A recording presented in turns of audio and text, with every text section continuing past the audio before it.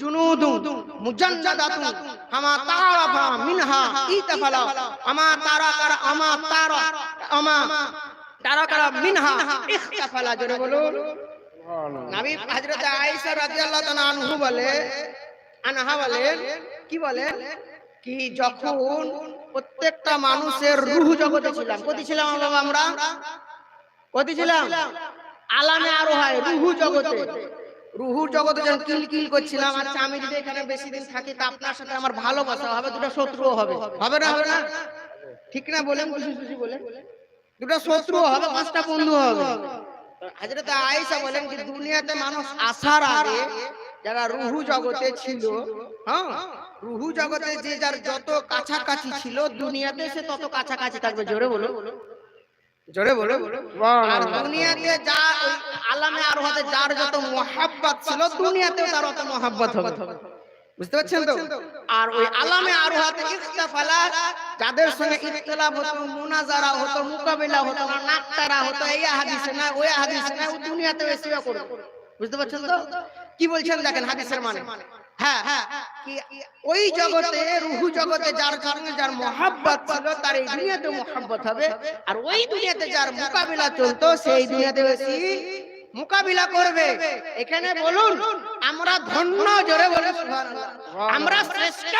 এখানে হযরত আয়েশা বাহিনে বুঝে নিলাম কি ওয়াহ ওয়াহ আমরা আশিকে মুস্তাফা, কারণ হয়তো আমি নবীর কোন গোলামের চাকরের কাছাকাছি ছিলাম, হয়তো নবীর সাহাবীর কাছাকাছি ছিলাম, হয়তো কোন নবীর প্রেমিকের কাছাকাছি ছিলাম, ওই জন্য ওখানকার মুহাব্বত এদেশে এসে ভুলতে পারি না। ওই তো আমরা আবু বকরকে ভালোবাসি, ওই তো আমরা উমর ফারুককে ভালোবাসি, ওই তো আমরা সাহাবে কেরামকে ভালোবাসি, আমরা ওলি আল্লাহকে ভালোবাসি এবং নবীর চাকরকে ভালোবাসি। জোরে বলুন।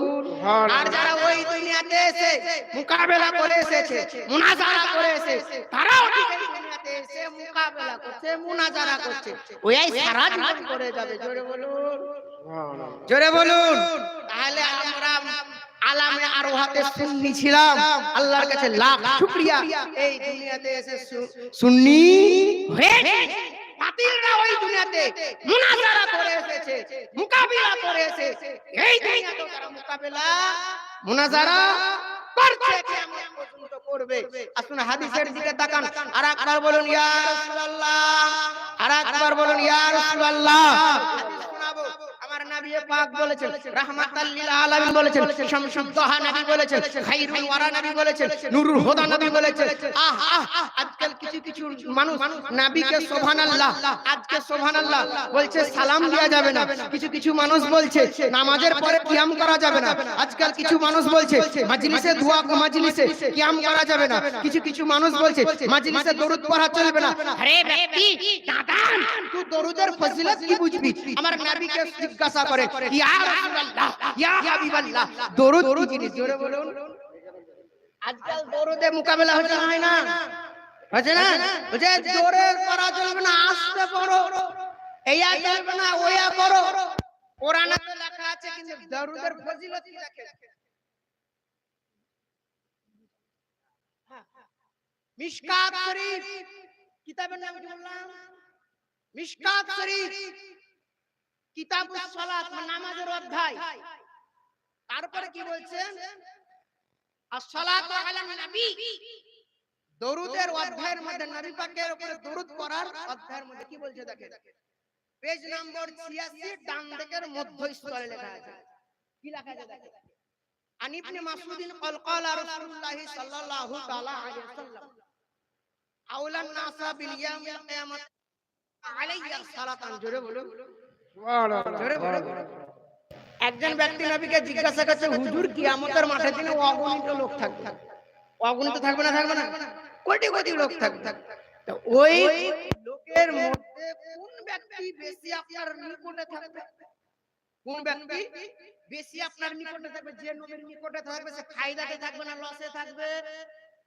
আজমার লোক আপনারা শিখি, যে বেশি নবীর নিকটে থাকবে সে ফায়দায় থাকবে না লসে থাকবে? গো ফায়দায় থাকবে। বলেন না রে বাবা, নেকি আছে এসব জায়গাতে, বললে প্রচুর নেকি। এসব জায়গাতে যত কথা বলবেন তত সাপোর্টার হবে না, যত সাপোর্টার হবেন তত আপনার রুতবা বুলন্দ হবে। জোরে বলুন সুবহানাল্লাহ। তাহলে নবীর কাছে যে যত কাছে থাকবে সে তত ফায়দা থাকবে। নবীকে জিজ্ঞাসা করা হলো, হুজুর কোন ব্যক্তি বেশি কাছে আপনার থাকবে? নবী বলছেন আকসারাহুম আলাইয়া সালাতান, যে জমিনের মুখে বেশি বেশি আমার প্রতি দরুদ পড়বে। জোরে বলুন সুবহানাল্লাহ। জোরে বলুন। আমি ইয়া রাসূলুল্লাহ ইয়া হাবিবাল্লাহ নবীকে প্রশ্ন করলাম, ইয়া রাসূলুল্লাহ আপনি ইয়া রাসূলুল্লাহ কি নামাজি? জানে না জানে না জানে না জানে? নবী তো বলতে পারতো নামাজি আমার কাছে থাকবে, মৌলভী আমার কাছে, ইমাম আমার কাছে থাকবে, বক্তা আমার কাছে থাকবে, মুসল্লি আমার কাছে থাকবে, মক্কার ইমাম আমার কাছে থাকবে, মদিনার ইমাম আমার কাছে থাকবে, অমুক জায়গার লোক আমার কাছে থাকবে, যে দান বেশি করবে সে আমার কাছে থাকবে, যে নামাজ বেশি পড়বে সে আমার কাছে থাকবে, যে তাহাজ্জুদ বেশি করবে সে আমার কাছে থাকবে, যে খায়রাত বেশি করবে সে আমার কাছে থাকবে। এ কথা নবী বলল না, নবী বলল কি শোন, যে বেশি বেশি আমার প্রতি দরুদ পড়বে সে আমার কাছে থাকবে। জোরে বলুন সুবহানাল্লাহ। মাসলা ক্লিয়ার কি শোন, নামাজ নবী যদি বলতেন কি নামাজি ব্যক্তি আমার কাছে থাকবে তো সুবহানাল্লাহ এজিদও নামাজ পড়েছিল, করেন এজিদিও নামাজ পড়েছিল। নবী যদি বলতেন নামাজি আমার কাছে থাকবে, এজিদিরা আগে যেত। নবী যদি বলতেন কি দোয়া করনে ওয়ালা বেশি আমার কাছে থাকবে, মাঝে মাঝে ভোটের সময় আমাদের মমতা মাসিকে দেখা যায় চাদরের ভিতরে হাত ধরে দোয়া করছে, দেখা যায় না যায় না, কিন্তু মুসলমান কাফেরও দোয়া করে। নবী বলেনি কি দোয়া করনে ওয়ালা আমার কাছে থাকবে, কাফেরও দান করে। নবী বলেনি কি দান করনে ওয়ালা আমার কাছে থাকবে। নবী বলেনি মানুষকে খাওয়ানে ওয়ালা আমার কাছে থাকবে, কারণ বেঈমানরাও মানুষকে খাওয়ায়। নবী এটা বলেনি তাহাজ্জুদ যে পড়বে সে আমার কাছে থাকবে, কারণ তাহাজ্জুদ পড়ে ওয়ারি আওয়াজে লাগাম নাই, ঠিক কি না বলেন? হে মুসলমান, নবী কি শোনো, আমি যদি বলে দিই তাহাজ্জুদ পড়নে ওয়ালা আমার কাছে থাকবে, যে দূরে কাছে তাহাজ্জুদ পড়েছে সেও বলবে হুজুর আমি তাহাজ্জুদ পড়েছিলাম, যে 10 টাকা তাহাজ্জুদ পড়েছে সে বলতো হুজুর আমি তাহাজ্জুদ পড়েছিলাম। নবী যদি বলতো হে মুসলমান শোনো, দুনিয়াতে বেশি নামাজি যারা তারা থাকবে। হে মুসলমান, আজকাল কিছু কিছু নামাজি আছে ডিজিটাল নামাজি। হে মুসলমান, আপনি নতুন নতুন নামাজ পড়তে গেলেন, আপনাকে শিক্ষাবাদী নামাজ পড়ছে না কি করছে, ওয়া নামাজ হয় না, ওই লোকটাকে হিবারাবার নামাজ হয় না। তাকে যদি বলা হয় তুমি এখানে করছো, ওগুলো নামাজ পড়তে জানে না। হে মুসলমান, নামাজ পড়ছে বিবির হক আদা করে না, বিবিকে চাকর মনে করছে। নামাজ পড়ছে ভাইয়ের বড় ভাইয়ের হক আদা করে না। আল্লাহু আকবার। বড় ভাই কাকে বলে? যে বড় ভাই বাপের বাপ সেজে তোমাকে সিনাই নিয়েছে, কখনো তুমি সিনাই পায়খানা করেছো, কখনো তুমি কপালে পায়খানা করেছো। যে বড় ভাই যদি একবার ছোট অবস্থায় বলেছে তোর ভাইকে বিক্রি করে দেবো না, বড় ভাই কান্না করতে লেগেছে, হ্যাঁ হ্যাঁ আমার ভাইকে দিব না। আপনার বড় ভাই কাকে বলে?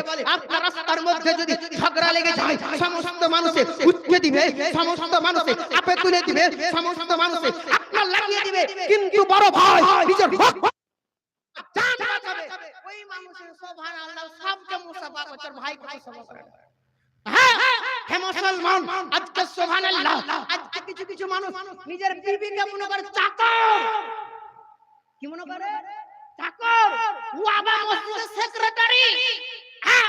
এইদিকে তোমার স্ত্রী বলবে আল্লাহ তুমি আমার স্বামীকে ভালো করে দাও, আর এদিকে তুমি সেক্রেটারি করবা। এদিকে তোমার বিবি বলবে আল্লাহ আমাকে স্বামী এমন দিয়েছো যে নামাজ পড়ার অহংকার দেখায়, যে কোরআন পড়ার অহংকার দেখায়, যে নিজের জমির অট্টালিকার অহংকার দেখায়, যে টাকার গহরম দেখায়, যে বংশের ক্ষমতা দেখায়। আল্লাহ সেই স্বামী আমাকে কেমন আমাকে দিয়েছো, আর তুমি মসজিদেই তাসবিহ গুনবা। হে মুসলমান, একটা গরিব মানুষকে যার বিবি যার বেটা নাই সে গরিব মানুষ, যার বাড়ি বড় নাই সে গরিব মানুষ, যার জমি নাই সে গরিব মানুষ, যার টাকা নাই সে গরিব মানুষ, তাকে সমাজে তুমি ছোট করে দিলা। তুমি দিতে লাগলা কি বলছে? হক কথা বলবো তো কষ্ট ভয় কিসে ওবে? ও হক কথা বলবে। হক কথা তুমি মেম্বারকে বলতে পারবা না, হক কথা তুমি নেতাকে বলতে পারবা না, হক কথা তুমি যার 10টা বেটা বলতে পারবা না, বুড়া পুরা করে দিবে। হক কথা তুমি টাকাওয়ালাকে বলতে পারবে না, একটা গরিবকে পেলা, একটা অসহায়কে পেলা, একটা কমজোরকে পেলা, তুমি যে হক কথা বলবো। হে মুসলমান, তোমার হক কথা বলা যদি খুবই সহজ হয়, তোমার স্ত্রীকে বলো তুই যদি নামাজ না পড়িস তোকে তালাক দিব, এই কথা মুখ দিয়ে বের হয় না। তোমার বিটিকে বলছো হে বিটি তোকে মোবাইল নাই হাতে কোরআন দিব, তুমি এই কথা তো বলতে পারো না কি যদি মোবাইল নিস তোকে বাড়ি থেকে তাড়িয়ে দেব, এটা হক কথা নয় নাকি বলে? আপনার বেটাকে বলতে পারেন না কি নামাজ না পড়লে বাড়ি থেকে বার করে দেব, এটা বলতে পারেন না। হে মুসলমান, এগুলো কি হক কথা?